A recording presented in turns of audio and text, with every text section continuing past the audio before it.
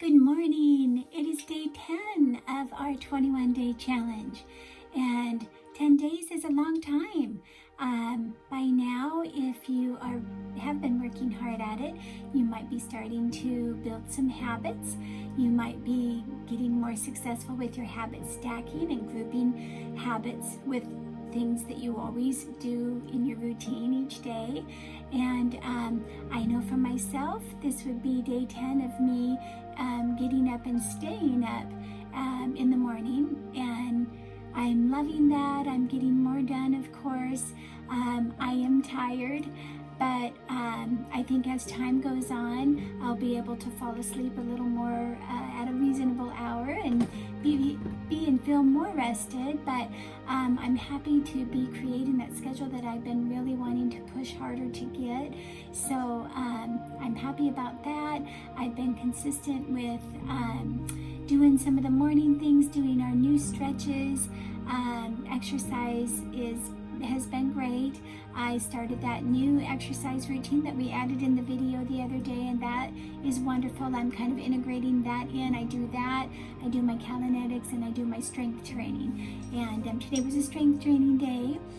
Using the balance on the bottoms of my feet. I just put that on today. And then I have my little roller blends that I like to use each day. Oops, here is my piece.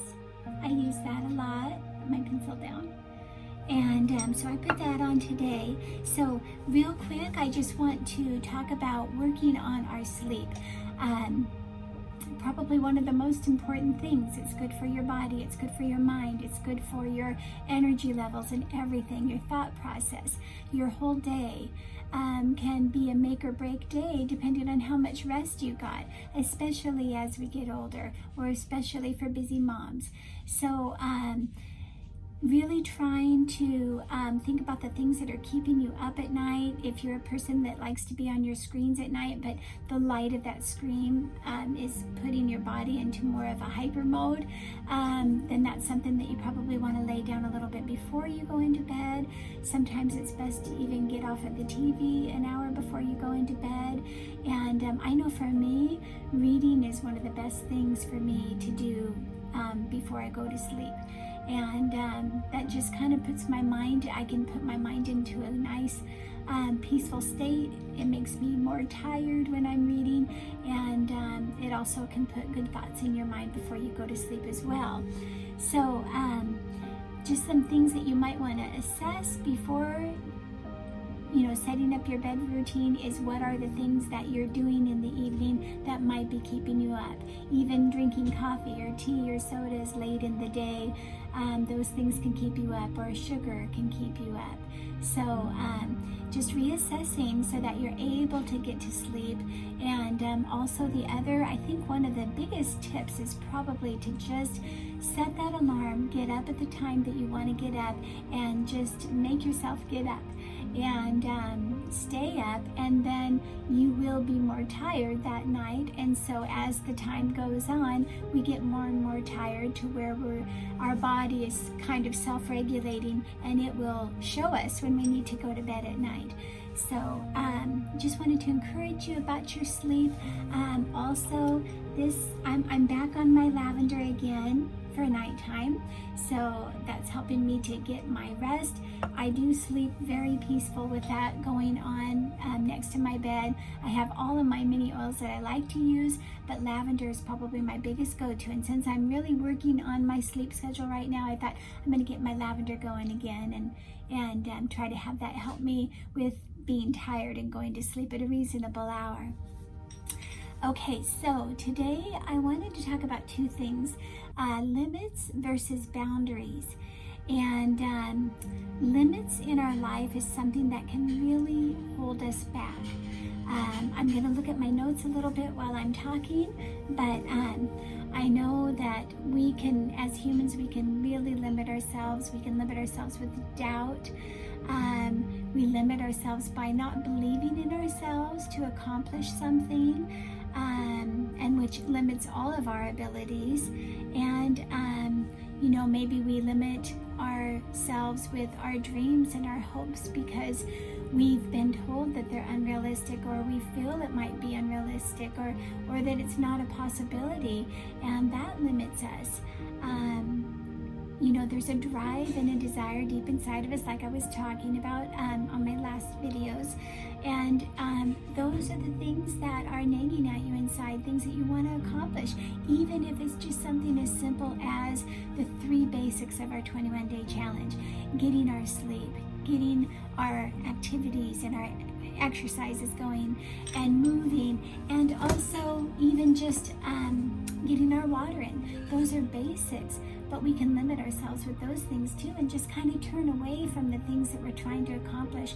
We might start, we give up, and we think we can't start again, but we can. We can begin again over and over again until we get it right. We don't ever give up. So limiting our time, we can limit our time by actually just procrastinating and by even wasting our time. I know, especially in quarantine and that, sometimes we can get bored, or we can feel kind of cooped up, and we can get on our screens more and be scrolling through Facebook or Instagram or YouTube videos, but a lot of time passes when we're on our screens. I know this for myself personally. My rewarded screen time is at nighttime after I give Alora her last meds for the evening. Then I have my little bit of screen time, and then I try to do a little bit of reading time, and then I go to sleep. So, but I know that the time can pass very quickly when I'm on my screens. So, when we're limiting ourselves, we are limiting our victories, which limits our confidence in ourselves. And you want to try to assess the things that are holding you back. And you want to be aware of the limits that you're putting on yourself that don't need to be there. You can remove those limits, dream big, and go after things, and accomplish even the smallest of tasks. Start small and let your confidence build. And you'll see that once you start doing that, you're going to have a confidence grow, you're going to take on more things, and you're going to accomplish more things. So I just want you guys to assess your limits and remove them from your life, and set your goals and go after them.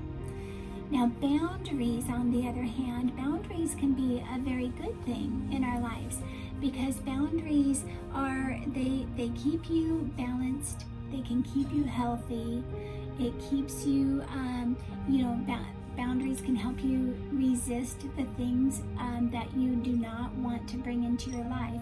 So things that will trip you up, or things that are not beneficial to your life. It's good to have boundaries. It's good to have boundaries with things that you don't want in your home with your family. You need boundaries with how much you take on, and how much you're willing to say yes to things. We need to set boundaries. We can't say yes to every little thing, because we would end up failing in a lot of areas. So we need to have boundaries. All of the things that we are trying to put in place in our lives right now, whether they're just the simple little basics of life, or you have big lofty dreams, or you're trying to lose weight, or you're trying to adopt a child, or you're trying to get a job that you've been wanting for a long time, you want to assess your life and look at the limits that you're putting in place that are holding you back, and you want to set the boundaries for the things that you need to have boundaries in, that help you to stay within that realm that keeps your life balanced, so that you can be bringing in the things that help you to get to where you want to be. I just want to encourage you guys to take a look at those things. Notice what you're limiting yourself with, and notice what your boundaries are, and have those things put in place. And if you can get a balance in your life with those things, you'll see that all of a sudden, with baby steps, things are starting to happen. You're starting to make habits. You're starting to live a more balanced life. You're going after little dreams and taking the baby steps to get there. And that's what this is all about, is just to encourage you to get your basics down, create the habits that you want to create, go after the dreams that you want to have, and live your best life, living your best fruitful life. So the reason why I named my channel This Fruitful Life is because I want to live a life that has evidence of fruit. And I don't want to squander life away and just go through the motions. I want to thrive in life, and I want to know that I made a difference in my children's lives, and that my day-to-day goals made a difference, and they were beneficial to others, and that there was fruit at the end of the day because of the things that I chose to do. So I hope this was an encouragement to you, and that you will assess your own life and assess what's limiting you, and assess putting some boundaries in place for your life so that you can go after your dreams. And just remember that you're never too old, and it's never too late. And don't ever give up. We'll be back again tomorrow to talk about some new things and some new motivations. And today, make it a good day, begin again, and go after it.